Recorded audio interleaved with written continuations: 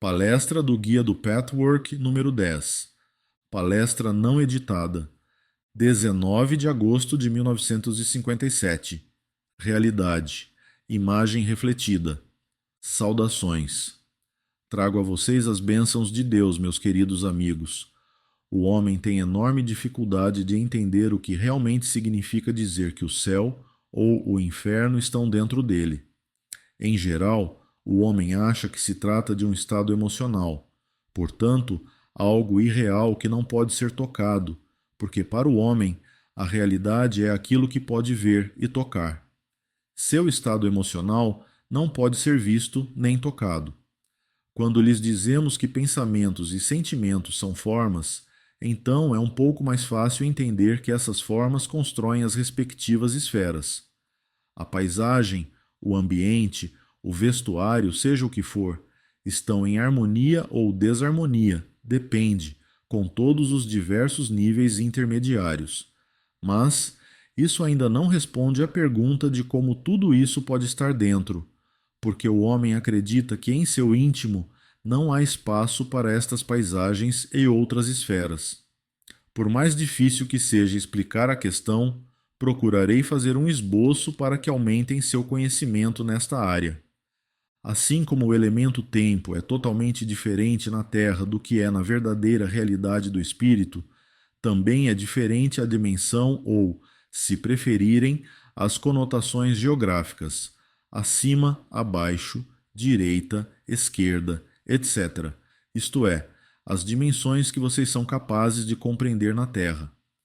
Quando o homem deixa seu corpo, ele vai para dentro, para as esferas espirituais, pois todo o universo está dentro do homem, efetivamente. Talvez entendam melhor se eu der um exemplo, por mais imperfeito que seja. Imaginem que vocês têm um telescópio e olham pelo lado errado. Tudo fica muito pequeno. Mas esse minúsculo quadro é o mesmo que vocês dizem existir na realidade. Mas vocês podem objetar: como pode o universo inteiro, mesmo se as dimensões forem diferentes, estar em todos os homens se o universo é um só? Minha resposta é a seguinte: seu mundo terreno não é de fato a verdadeira realidade, nem mesmo no sentido espiritualmente traduzido ou simbólico, mas apenas um reflexo, a imagem refletida, uma projeção da verdadeira realidade. O corpo que encerra o espírito traz a separação. Mas, assim que o muro separador é retirado, quando o corpo é abandonado, este universo inteiro que está em cada um de vocês se une, assumindo naturalmente que a pessoa tenha atingido o nível que pertence à esfera, onde não há mais muros de separação. Quanto mais baixa a esfera, aqui ou lá, maior o número de fatores de separação. Descrevo aqui só um breve rascunho, pois as palavras não comunicam completamente. Têm limitações, mas podem ser uma orientação para que meditem sobre o que isso significa. O céu ou o inferno, e tudo que existe no meio está dentro de vocês. Não é apenas um estado emocional, como sempre pensam apenas um estado de espírito, ou algo abstrato. O que consideram abstrato é concreto no espiritual. Tudo. O que para vocês não tem forma, no espiritual tem forma, porém não densidade. Ainda pode ser difícil entenderem que a matéria que tocam é apenas a imagem refletida, ou um reflexo do universo que está inteiramente em cada alma, mas talvez essa dificuldade seja superada até certo ponto, na meditação. Alguma pergunta sobre esse tema? Pergunta: sim. Como associação, gostaria de perguntar sobre o átomo, que ninguém pode ver. Mas, cientificamente, se sustenta que o átomo é a menor coisa que pode ser apreendida pelo cérebro, que não há nada menor. Portanto, foi dito que se o átomo pudesse ser dividido, conheceríamos os segredos do universo. Resposta: como todos bem perceberam, a divisão do átomo está de alguma forma relacionada à ideia que procurei transmitir aqui, embora o exemplo seja incompleto. Um físico atômico ou nuclear pode compreender isso ainda melhor, pois ele sabe exatamente o que se quer dizer com proporção da dimensão. Chamar o átomo de menor coisa é naturalmente humano. É o menor componente unitário que vocês têm condições de compreender. Mas, no mundo espiritual, o menor é ao mesmo tempo o maior. É quase impossível entenderem isso, mas já perceberam que existe uma interação. E quanto à teoria de que, pela divisão do átomo, se chegará aos segredos do universo, significa exatamente ou indica que tudo abre um pouco a porta ou levanta o véu até certo ponto. Os conceitos religiosos implicam em geral que tudo está no exterior, o inferno embaixo, o céu em cima, etc. Mas quando leem as Escrituras Sagradas, o reino do céu está em vós, para dar apenas um exemplo, o homem pensa apenas no estado emocional. Existe contradição. A ciência nuclear lança alguma luz sobre o que eu disse que tudo é uma só e a mesma coisa, isto é, que o estado emocional é ao mesmo tempo uma esfera ou esferas que estão dentro do homem. Todo ser espiritual, ao ter atingido determinado nível de elevação, purificação e limpeza, é capaz de desintegrar-se, ou seja, fundir-se com as correntes divinas, por assim dizer, ou ser totalmente absorvido, para depois readquirir os fios fluidos de um ser de forma e gestalt, entretanto, com tão pouca densidade que outros seres que ainda não atingiram aquele nível não conseguem ver essa forma, embora exista. Todo ser humano consegue vivenciar um eco desse sentimento. Quando estão extremamente felizes, podem sentir um anseio por se dissolverem, não apenas na união amorosa, mas também em outras experiências excepcionais quando a alma se eleva muito. Deus está muito próximo, não importa como isso aconteça, seja pela natureza, pela música, pela meditação, ou simplesmente quando o homem é tocado pelo hálito de Deus. Mas então, vocês sentem a limitação do corpo, talvez tenham vontade de se abrir totalmente e se fundir nessa corrente, dissolver-se nela. É possível que nunca tenham pensado nesses termos, mas se pensarem nisso agora, confirmarão que de vez em quando tiveram sentimentos como esses.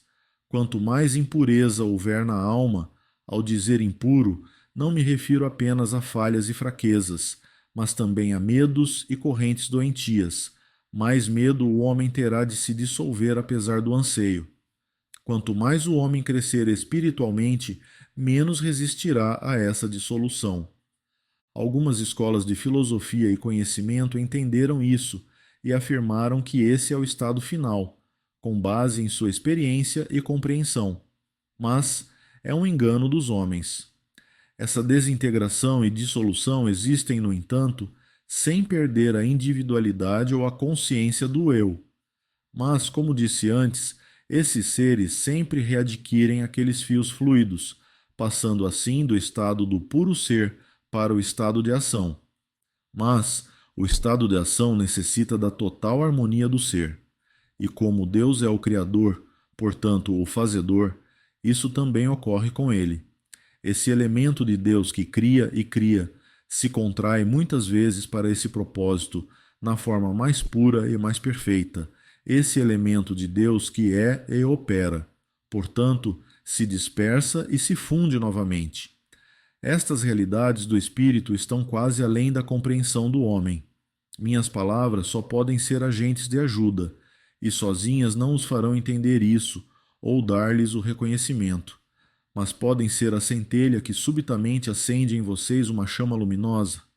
E talvez, meu amigo, isso responda a uma pergunta que me fez anteriormente e que eu não respondi naquela ocasião. Você entendeu? Pergunta: sim. Isso está muito claro na filosofia indiana, até onde podemos entender. Resposta: sim. Minhas palavras, ao mesmo tempo, também respondem a uma contradição que existe nos conceitos humanos.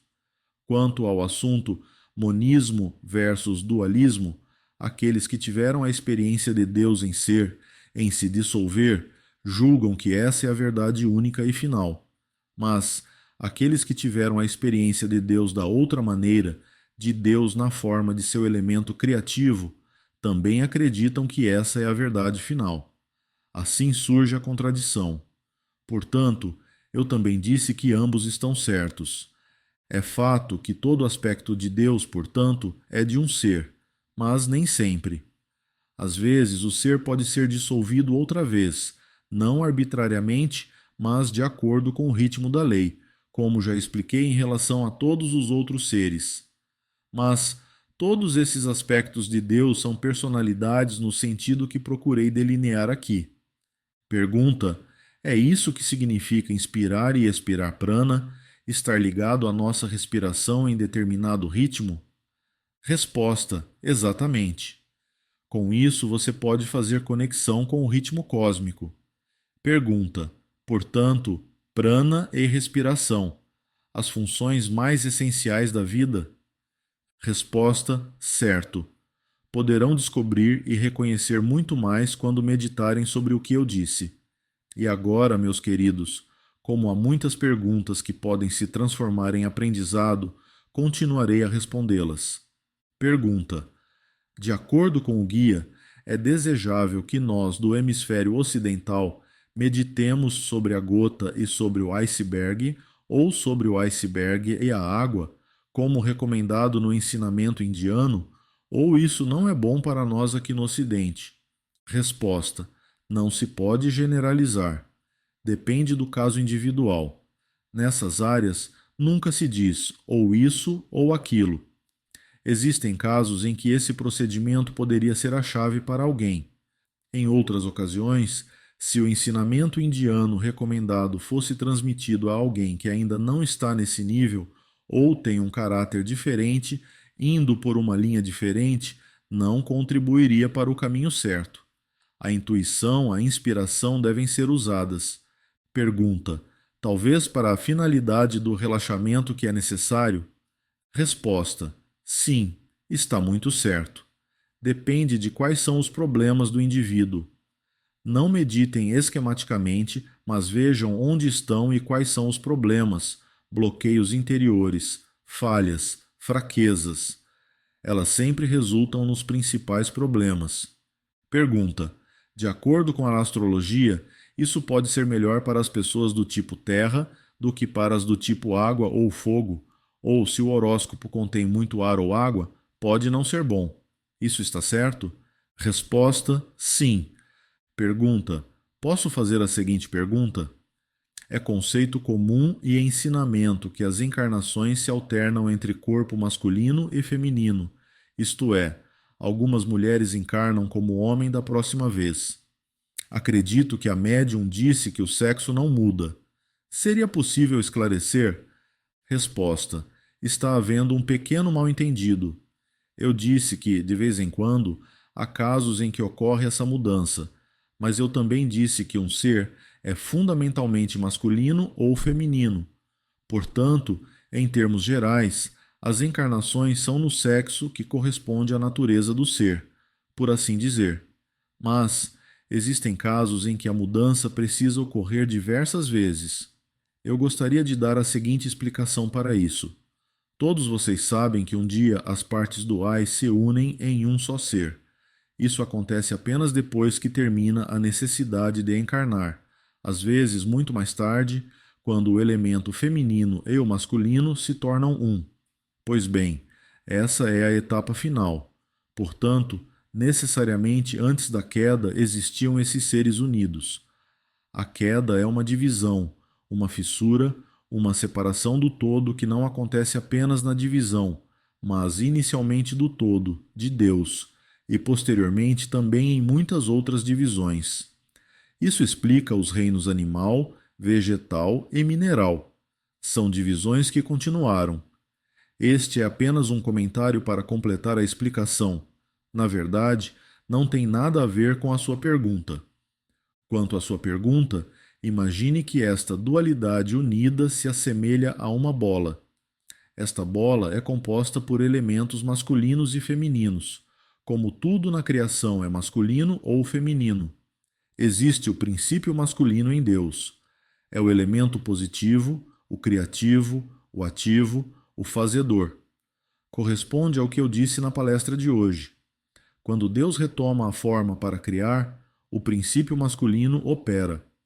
O princípio feminino, O elemento negativo, negativo aqui não tem nenhuma avaliação desfavorável, é o elemento que dissolve e que lenta e continuamente constrói, cresce, que na natureza é o maternal, não o criativo, mas o princípio eterno que afeta e é. Ambos os princípios são encontrados em todas as manifestações da criação de infinita variedade, mas também no ser de dualidade unida, que contém o polo masculino e o feminino. Quando Deus criou o ser de dualidade unida, ambos eram perfeitos, cada um à sua própria maneira. Portanto, não é certo que o masculino assuma ao mesmo tempo as funções femininas e vice-versa. Agora, vou explicar por que os conceitos do homem são contraditórios a esse respeito. O que vou dizer é um quadro. Não o entendem literalmente, porque não sei me expressar de outro modo. Caso contrário, não poderão imaginar e eu não consigo pensar nas palavras certas. Imaginem essa bola. De um lado está o polo positivo, isto é, o princípio masculino, e do outro está o polo negativo, isto é, o princípio feminino. Unidos, ambos operam em completa harmonia. Quando ocorreu a divisão, os dois polos nem sempre, aliás, raramente foram cortados no centro, porque a divisão foi resultado da separação de Deus, e esse é o caos que até então não fazia parte da ordem de Deus. Assim, a divisão não é obra da ordem. Assim, a divisão teve variações com os seres individuais. Há casos em que a divisão mais ou menos separou o polo masculino do feminino, enquanto em outros a divisão foi bastante arbitrária. Pois bem, no retorno a Deus, esse equilíbrio precisa ser restaurado. O que pertence ao princípio masculino e caiu do lado feminino na divisão, precisa encarnar no lado oposto, para equalizar. Portanto, quanto maior a desordem em que a divisão ocorreu, maior número de encarnações de mudança serão necessárias. Se conhecessem todas as suas encarnações anteriores, saberiam quantas encarnações masculinas e femininas houve, e saberiam como foi a divisão para cada pessoa. No entanto, embora as mudanças, às vezes frequentemente, outras vezes com menos frequência, ocorreram, cada ser pertence fundamentalmente ao princípio masculino ou ao feminino, portanto, tem em sua natureza mais de um ou mais do outro. Seria absurdo se o princípio feminino saudável e harmonioso tivesse que se transformar no princípio masculino. Os dois princípios são divinos, ambos são perfeitos à sua maneira. Pergunta: não é necessário que cada ser humano neste caminho de desenvolvimento passe pela experiência de ambos os sexos? Resposta: não, não necessariamente. Suponha que houve a divisão exata, nesse caso não seria necessário. Pergunta: existem seres que têm essa divisão exata? Resposta: dificilmente, muito raramente. Mas, como eu disse, há divisões que são quase exatas, menos em desordem que outras. Então, o desvio é relativamente pequeno. Portanto, há menos necessidade de nivelação a esse respeito. Mas, se o homem pensa ser necessário adquirir experiência nos dois sexos, digo não. Se meditarem profundamente neste assunto, perceberão que a experiência espiritual para o crescimento e a perfeição nada tem a ver com ser homem ou mulher. Basicamente, cada um terá a sensação interior do que realmente é em essência. O desenvolvimento leva à perfeição de seu próprio jeito. Aqueles que precisam passar por uma encarnação de troca, ou seja, quando não encarnam no sexo original, têm noção disso quando a consciência é despertada na meditação. É claro, é preciso reunir experiência. No entanto, não é verdade que o elemento masculino precise se transformar em feminino ou vice-versa. Esse é um mal-entendido humano. Assim como Deus é perfeito em seu princípio masculino e feminino, cada um em si mesmo, cada um operando de maneira e função absolutamente harmoniosas, o mesmo acontece com todos os seres.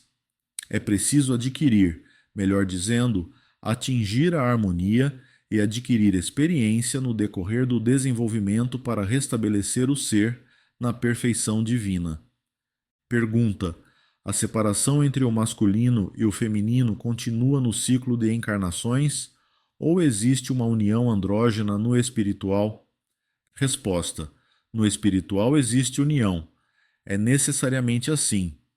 Pergunta: mas apenas quando não há mais necessidade de encarnação na Terra? Resposta: sim, somente então. Pergunta: em outras palavras, somente para aqueles que superaram o ciclo de encarnações? Resposta: é isso mesmo. Enquanto as encarnações são necessárias, a união não pode ocorrer desta maneira, da maneira espiritual. Pergunta: posso fazer uma pergunta relacionada ao ocultismo? Pensei muito nisso. Tem ligação com a negação de Macama de que a divisão foi feita na constelação do Norte Áquila, Águia? Resposta: é paralelo. Houve muitas indicações em toda a criação. Pergunta: você disse que nossa realidade é apenas a imagem refletida da verdadeira realidade. Não consigo entender isso. Quando, por exemplo, tocamos uma árvore, lá está a casca. Esta é real para nós. Não entendi bem o que você disse. Ainda não cheguei a esse ponto. Resposta: talvez possam discutir isso mais tarde, e isso pode ajudá-lo a entender um pouco melhor. É muito difícil de explicar e de entender. Se não conseguirem compreender hoje, não tem importância. Não tem tanta influência. Mais tarde, em 2, 5 anos, subitamente podem captar a questão. Sentirão ou terão a noção do que significa. É difícil o homem ir mais longe do que isso, mas, quando acontecer, minhas palavras terão um efeito diferente. É claro que o que você toca é real, pelo menos é assim que lhe parece. Quando toca um espelho, ele também é real. Você sente o espelho. Vamos supor que você não saiba que um ser é de sangue quente, como percebe quando realmente toca em alguém. E nesse caso, poderia pensar que ao tocar o espelho, a imagem refletida estaria tocando na pessoa real. Isso é vagamente semelhante ao que expliquei, mas talvez lhe dê uma noção. Não há nada com que você possa comparar, porque você não sabe como nessa realidade que você não compreende conscientemente seria a sensação, ela se pareceria, soaria ou o que quer que seja. Portanto, aquilo que você é capaz de tocar, ver e ouvir lhe parece o critério final na ausência de comparação. Pergunta: quando uma pessoa encarna como mulher e se sente muito masculina, isso é um pecado contra a encarnação ou um sinal do que acabou de explicar? Resposta: eu não diria pecado. Mas quando, por exemplo, uma mulher se revolta contra a sua condição de mulher, existe uma ofensa, embora apenas do ponto de vista emocional, porque essa revolta é ao mesmo tempo revolta contra Deus, contra a criação, contra o destino. Portanto, isso deve ser curado, pois um ser humano somente encontra a perfeita felicidade ao afirmar a vida total e plenamente, ao cumprir a vida na condição em que nasceu. Isso não diz respeito apenas a este assunto, mas a tudo. Portanto, o primeiro passo deveria descobrir sua vocação, seu destino, o que neste caminho é facilmente possível. Quando o homem não segue o rumo de seu destino, mesmo que tenha sucesso e pratique o bem, sempre será infeliz internamente, sempre terá problemas e se sentirá insatisfeito. Entristece-me muito dizer que, em geral, o homem não mede as consequências certas de seu sentimento de infelicidade, que na verdade é uma mensagem do mais profundo do seu ser. O homem atribui o sentimento de infelicidade a muitos fatores externos. Ouve tudo, menos a mensagem interior. Portanto, se um ser humano é infeliz, de alguma forma, ele deveria perceber que ainda não cumpriu sua tarefa tanto quanto possível. Quando há problemas, não tem sentido eliminar apenas os problemas externos. É preciso encontrar as raízes. O homem deve descobrir em que áreas seu chamado foi atendido e em que áreas deixou de ser. Essa é a única maneira de evitar o mal, ou a insatisfação interna que consome as forças da pessoa. Pergunta: De que maneira, então, uma pessoa pode, como mencionado acima, cumprir o verdadeiro papel de feminilidade ou masculinidade quando a divisão de que você falou não foi tão bem feita? E assim o homem tem que viver, sem ser responsável por isso e sem ser capaz de mudá-lo, contra seu verdadeiro ser. Se uma mulher é tão masculina que não consegue viver sua feminilidade, ou vive a feminilidade apenas com grande dificuldade. Resposta: essa é uma boa pergunta, mas vou fazer uma correção. O que está errado na sua pergunta é supor, sem ser responsável por isso. Tal coisa não existe, mas é apenas um comentário paralelo. Tudo é responsabilidade do próprio homem, independentemente do mal feito ser ou não reconhecido. Pode ter acontecido recentemente na vida atual, e a memória ainda perdura, ou ter acontecido há muito tempo em outras vidas que o consciente ignora, mas o espírito do homem não ignora, mesmo que não o revele. Isso é irrelevante. Quanto à pergunta, digo que vocês sabem, e sua psicologia percebeu, que em cada homem existem elementos femininos e em cada mulher existem elementos masculinos. Mesmo na astrologia é assim, como nosso amigo aqui confirmará. Um homem que nasceu em um signo feminino pode ser um homem perfeitamente saudável. O mesmo é verdadeiro em relação à mulher que nasceu num signo masculino.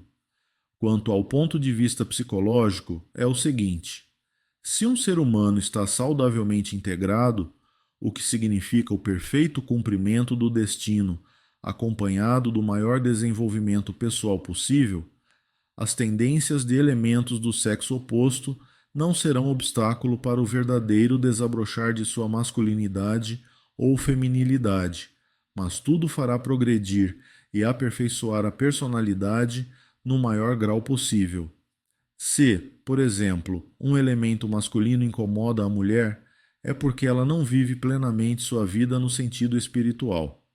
Mas, se ela se desenvolver, o elemento masculino dentro dela será fator de ajuda e se transformará em algo positivo e bom. Quanto mais ela se desenvolver, mais harmoniosas serão as correntes e se ajustarão às tendências da alma, e tudo levará a uma melhor integração. Vejam que também nesse caso tudo depende do livre-arbítrio do homem. O fator decisivo não é com o que o homem nasceu, vantagens e desvantagens, positivo ou negativo, do ponto de vista humano, e sim o que o homem faz com isso. Se trilhar o caminho espiritual com a maior intensidade, qualquer elemento perturbador, exterior ou interior, se transformará em vantagem. Se não trilhar o caminho espiritual, tudo e até as vantagens se transformarão em desvantagens e problemas. Nesse último caso, o elemento masculino da mulher se tornaria uma discrepância, levando a grandes conflitos, e a discrepância faria dela um ser imensamente desarmônico. O desenvolvimento pessoal depende exclusivamente do livre-arbítrio. Entendeu? Resposta: sim. Creio que é uma polarização contínua. Resposta: sim. Isso e mais ainda. Pergunta: quer dizer, um complemento? Resposta: sim, complementando. Você sabe que você pode. Qualquer elemento em si é neutro. Quando utiliza o elemento, este pode ter efeito vantajoso ou desvantajoso. Pode ser formado de uma maneira ou de outra. Pode ser prejudicial ou benéfico. Assim acontece com essas partes. Se, por exemplo, o elemento masculino oprime a mulher, no caminho de desenvolvimento ela deve trabalhar isso por meio da purificação, da disciplina, da evolução, da cura, da integração, que só começam por decisão voluntária. Ela tem a opção de não fazer nada contra isso, ou trilhar este caminho de luz e purificar sua alma. Não é por acaso, nem arbitrariamente que a divisão é tão irregular, mas o livre-arbítrio também interfere, ou seja, a pessoa não faz nada quando a princípio isso parecia conveniente. Portanto, voltar a Deus é sempre a superação das dificuldades que o próprio eu criou.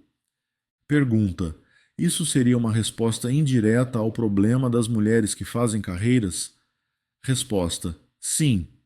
Pergunta: gostaria de perguntar uma coisa sobre essa área. Eu não sabia que essa pergunta ia ser feita, mas esse problema me incomoda. É possível de alguma forma haver um erro técnico em uma encarnação? Resposta: não, não, isso é impossível.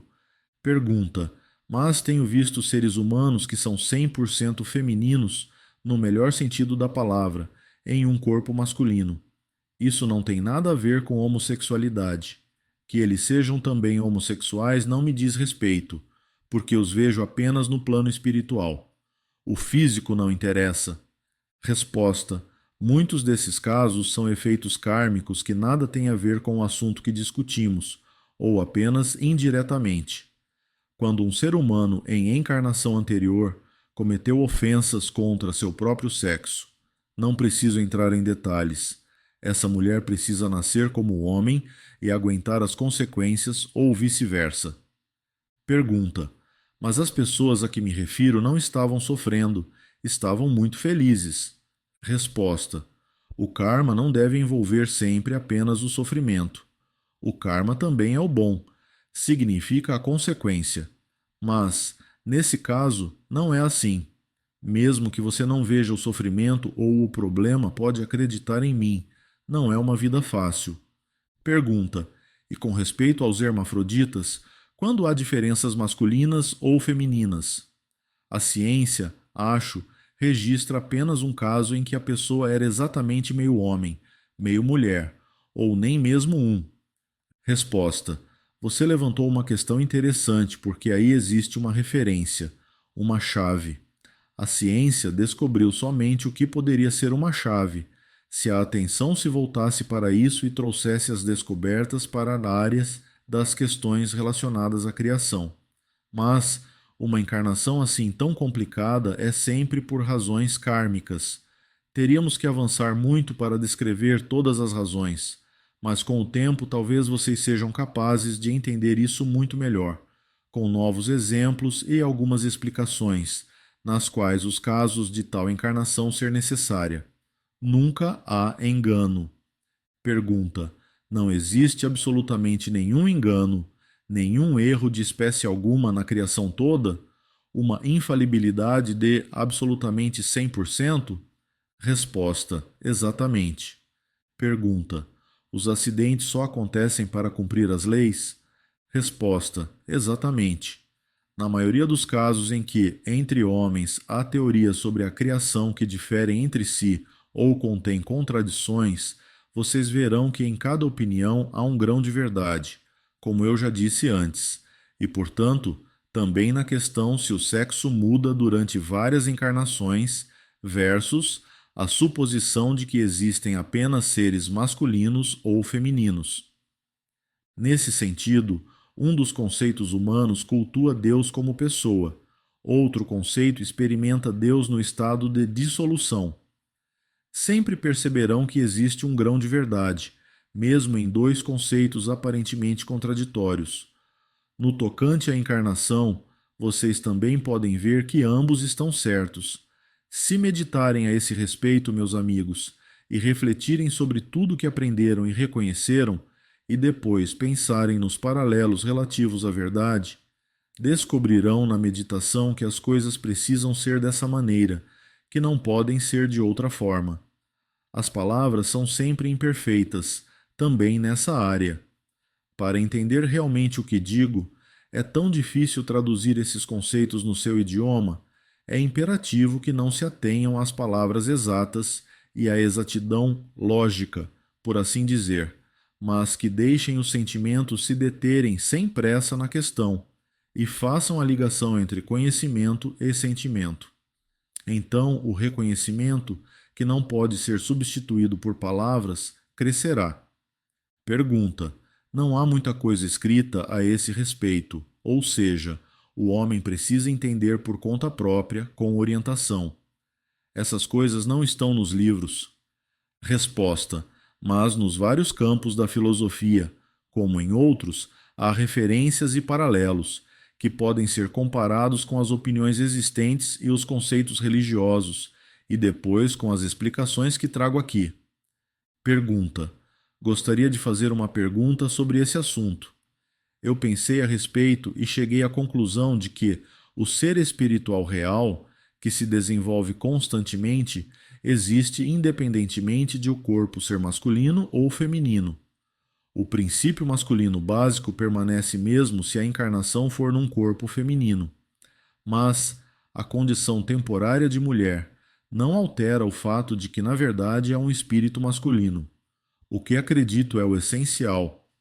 Resposta: sim, mas depende sempre do que o ser humano faz com sua vida, as circunstâncias, as provas e atribulações, bem como o que torna a vida dele mais bonita e mais agradável.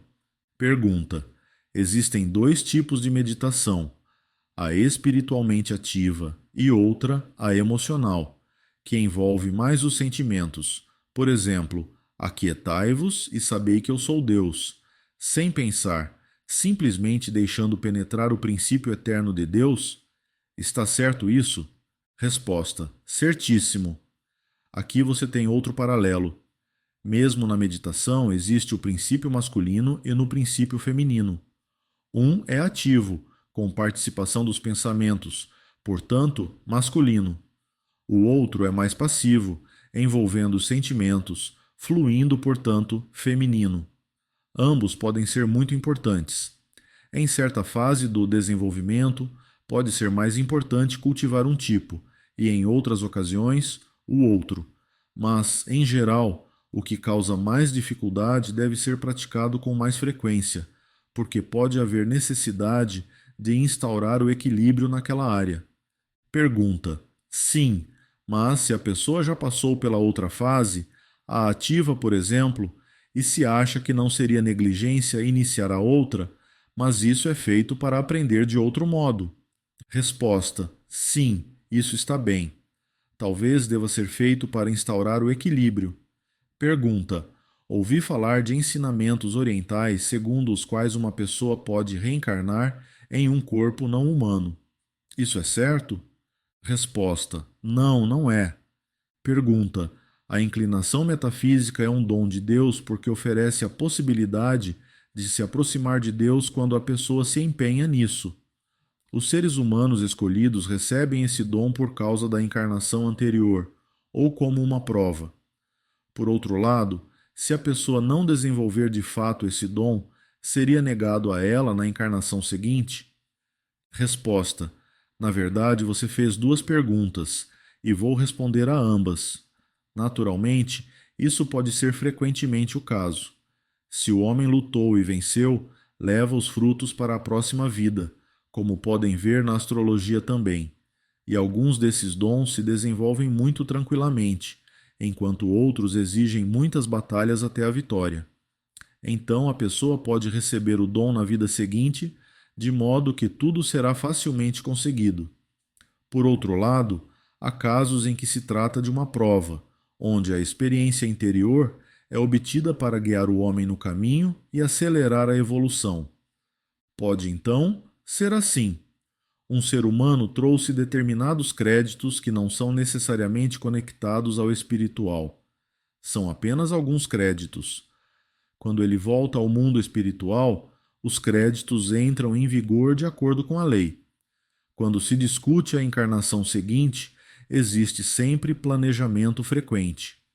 Principalmente a partir de determinado nível, o ser espiritual pode tomar parte na decisão. Nesse caso, é dada a ele a opção de como desfrutar os frutos dos seus créditos na próxima vida terrena.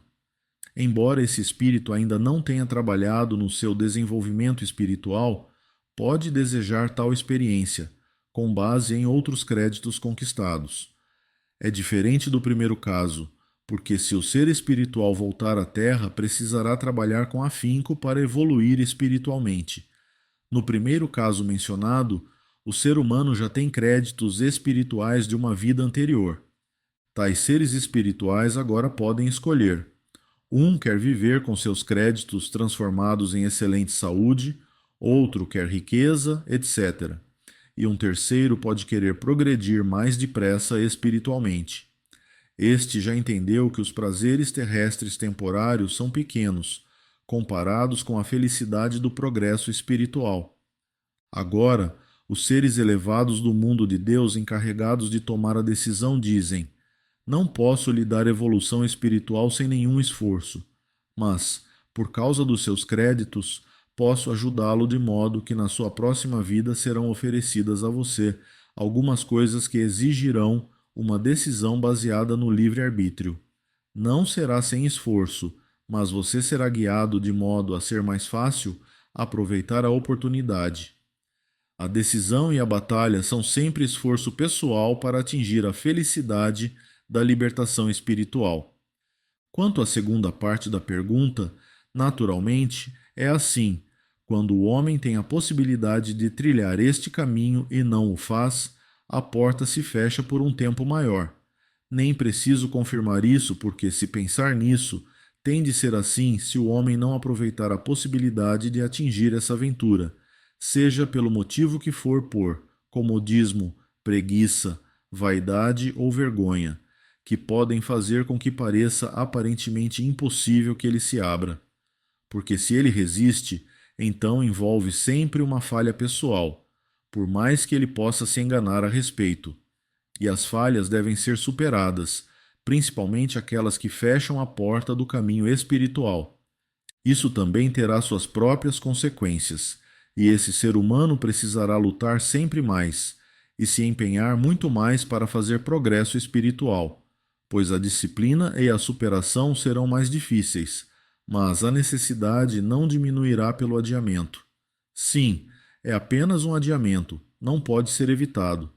Eu sei, meus queridos, que vocês não gostam de ouvir isso. Não é agradável para ninguém, principalmente para aqueles que ainda não avançaram de fato. Mas é uma verdade e não é injusta, porque com seu desenvolvimento, o homem pode conquistar a maior e mais divina felicidade, mas necessariamente lutando com o maior afinco. E se ele já foi guiado até aqui e ainda assim não der o máximo de si, vocês não acham que o que eu disse é justo e certo? Pergunta: em relação ao princípio feminino e masculino, é verdade que as eras também podem ser masculinas ou femininas? Resposta: sim, é verdade. Existe tal influência. Isso sempre depende da influência de alguns seres espirituais, que estão na época particularmente ativos. Também isso acontece de acordo com as leis espirituais, porque é bom para o desenvolvimento geral. Pergunta: não quero ser insolente, mas me pareceu que a palestra de hoje foi muito fechada.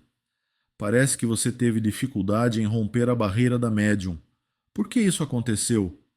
Resposta: não se trata de dificuldades no sentido das minhas palavras, elas surgem até certo ponto. Talvez você veja a questão um pouco mais difícil do que é. Eu consigo passar. Mas é claro que os conceitos aqui expostos não são facilmente expressos em palavras, e nesse sentido, não é tão fácil passar pela médium. Tudo isso é estranho a ela e causa obstruções, mas eu consigo contorná-las, como já disse em outra ocasião. Pergunta: é verdade, por exemplo, que o século XX colocou mais em primeiro plano o elemento feminino? Resposta: sim, é verdade. Esse também é um equilíbrio necessário. Pergunta: quando um ser humano abandona o corpo e entra novamente na esfera espiritual, existe sempre dor? Resposta: não. Pergunta: não necessariamente? Resposta: não, absolutamente. Em muitos casos, não é assim que acontece. Pergunta: isso é uma graça que foi conquistada? Resposta: gostaria de chamar causa e efeito, ou também graça. Depende. Pode ser as duas coisas. Pode ser um crédito, que se concretize dessa forma, ou pode ser o efeito em consequência de uma vida correta, portanto, uma causa gerada pela própria pessoa. Pergunta: se o homem peca e se arrepende do fundo do coração, arrependimento verdadeiro e procura compensar e melhorar, também precisará arcar com as consequências? Resposta: não. Se houve arrependimento verdadeiro, na melhor acepção da palavra, e a falha que provocou esse pecado for superada no caminho do desenvolvimento, o pecado é extinto. Qualquer karma pode ser extirpado, ainda mais o que foi gerado na vida atual. E agora, meus queridos, me retirarei, deixando com cada um de vocês as bênçãos de Deus. Que esse amor os fortaleça, se amplie e os guie no caminho do desenvolvimento para se tornarem filhos muito mais felizes de Deus. Deus esteja com vocês. O direito autoral do material do guia do Pathwork é de propriedade exclusiva da Pathwork Foundation. O nome Pathwork pode ser utilizado exclusivamente pelas regionais autorizadas pela Pathwork Foundation.